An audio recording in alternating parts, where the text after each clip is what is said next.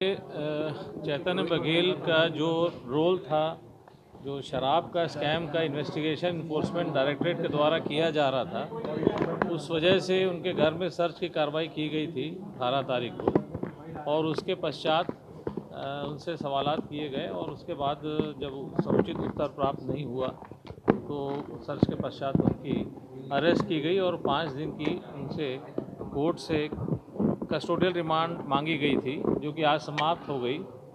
समाप्ति के पश्चात हमने बहुत सारे जो सवालात थे उनसे पूछताछ करी, उनको बहुत सारे चीज़ों से कन्फ्रंट कराया, ना सिर्फ स्टेटमेंट से बाकी डॉक्यूमेंट से भी कन्फ्रंटेशन कराया गया। कुछ चीज़ों में वो कंसीड भी किया उन्होंने। अब हमको फर्दर इन्वेस्टिगेशन को आगे बढ़ाना है और अब अन्य लोगों को भी अपने इन्वेस्टिगेशन में अभी बुलाना है।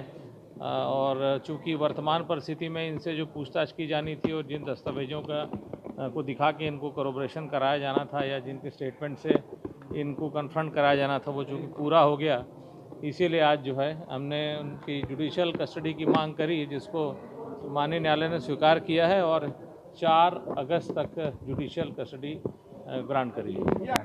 देखिए, prevention of money laundering act के अंतर्गत जो अरेस्ट का प्रावधान है वो धारा 19 के अंतर्गत दिया गया है और धारा 19 के अंतर्गत ही जाकर अरेस्ट की जा सकती है अगर मनी लॉन्ड्रिंग के केसेस में किसी की अरेस्ट करनी है। और जो भी फॉर्मेलिटीज़ धारा 19 PMLA में दी गई हैं, उन सारी फॉर्मेलिटीज़ को पूरा करने के पश्चात ही उनकी अरेस्ट की गई है और एज सच अरेस्ट में कोई भी विधिक त्रुटि नहीं है। देखिए, जो prevention of money laundering act का जो इन्वेस्टिगेशन है वो इस बात के लिए नहीं है कि जो कि इनकम टैक्स टाइप का इन्वेस्टिगेशन होता है कि भाई ये पैसा कहाँ से आया ये बता दो।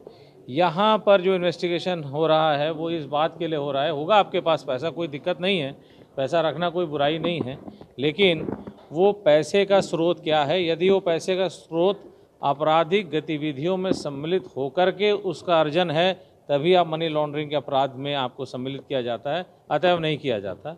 और ये जहाँ तक ये सारी बातें जो कही जा रही हैं कि उनके पास वैलिड डॉक्यूमेंट्स हैं, तो वो जब ट्रायल का समय आएगा तो बाकायदा उनको मौका मिलेगा अपनी सत्यता को साबित करने का।